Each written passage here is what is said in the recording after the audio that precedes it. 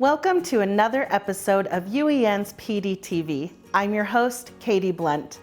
I'm excited to kick off a special 2-episode series at the Jean Massieu School of the Deaf in Salt Lake City. On today's episode, middle school math teacher Coleen Jennings will demonstrate EdTech Competency 1B in her classroom.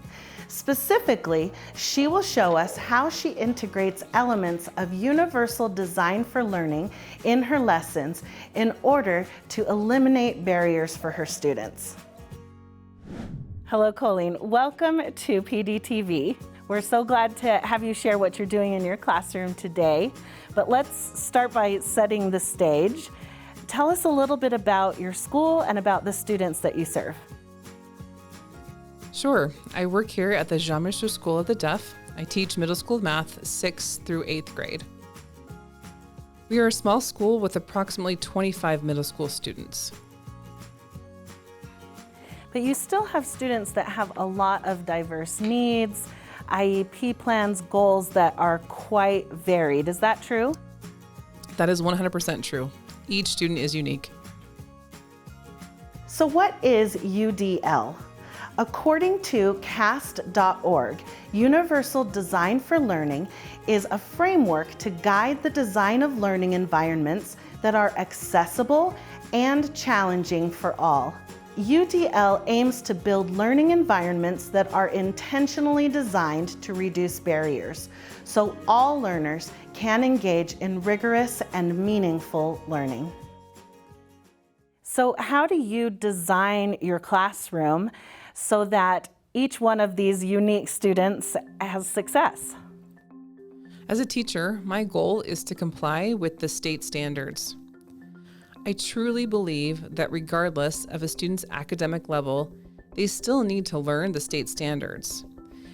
They need to work through that core curriculum.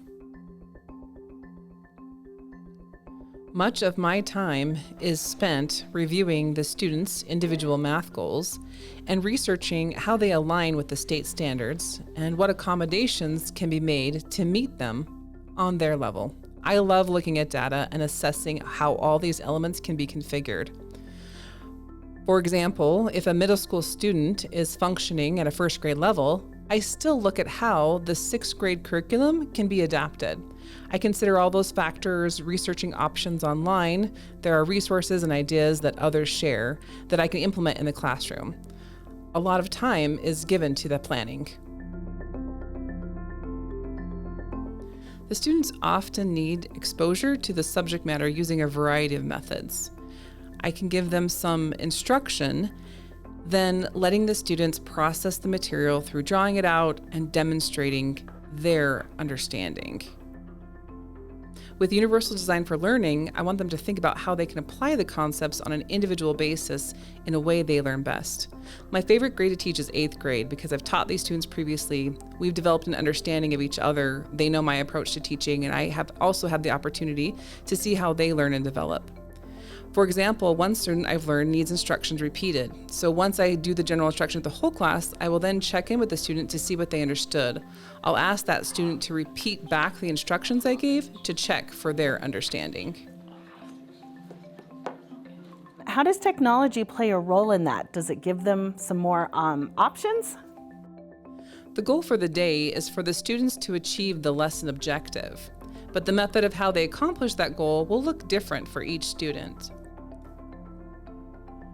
We use an LMS platform called Schoology. During the pandemic, I had transferred to an online platform, so I have maintained those online assignments post-pandemic. The students have access to the lesson that was done in class and see their assignments and homework all in one location.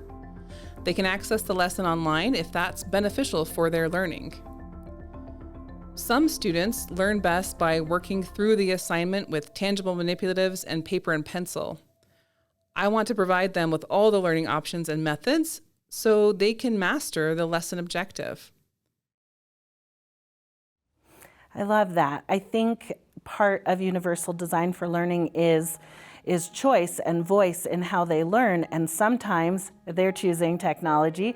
Sometimes that's not the best choice for that particular student at that particular time. So I love that they can move in and out, but you've made it available to them anytime to go back and revisit, to relearn, and they have that option. So I love that it's available and it's another way for them to access what they're learning. I agree, exactly. Whether they do the work manually or online, they still have the online access when they are at home. They can log in and the material is readily available to them. When I was watching your lesson, I noticed real-world connections and lots of representations of the same concepts. So students were seeing the written form of the slope. They were seeing it graphed. You also had them getting up and moving. You also had drawn this great face on the board. And that all seemed to be planned so that they have lots of ways to connect with the information. So I loved seeing that. Anything to say about Thank you. Anything to say about how you planned that into your lesson? Yes. Part of my planning is creating that visual representation of the material. The students are visual learners by nature. So that visual cue will help the information to stick and become recoverable. So making a silly picture that is memorable, that shows the 4 types of slope, making the undefined slope with the U for the nose, and the U helping to remind them that it's undefined, and then the mouth with zeros as the cheeks, giving the reminder that the horizontal line is a 0 slope. This method can help them recall the information later when they're applying these concepts. Putting in the time to prepare the lessons with goals, with accommodations, with individual student needs in mind. And by doing that, you've given them multiple means of learning the content, choice, right? Multiple ways of expressing what they know, and you've been able to build ongoing assessment throughout so that you know where those students are. And what was good for those students is probably good for next year's students. But you look at it again and make any adjustments as needed so that you're always targeting those specific student needs. Honestly, it all takes time. Now that you have seen EdTech Competency 1B in action, let's consider how you can implement universal design for learning in your classroom. I've asked Coleen to help give us some suggestions. As teachers, we need to think outside of the box. Providing direct instruction is not always effective. We have evolved in the field of education. Our philosophy has changed.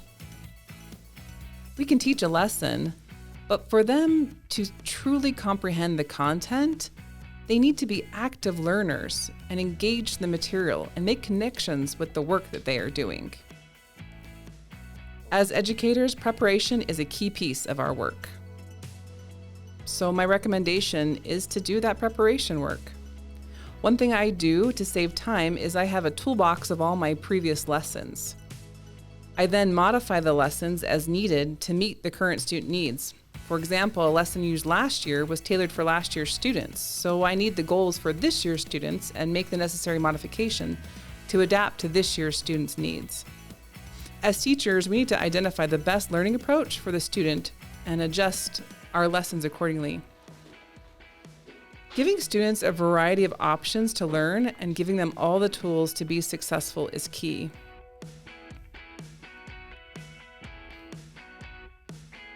I will be reviewing the lesson I taught today again with the students. I will keep building on the information we discussed. We need more time for this lesson. Well, thank you for your time and for sharing with us your expertise. Thank you. For even more resources, tools, and strategies to help you implement EdTech Competency 1B, be sure to visit uen.org/PDTV and access the teacher toolkit that accompanies this episode. Thanks for watching this episode of UEN's PDTV. To access more professional development resources, And to schedule a training, visit uen.org/development. We'll see you next time.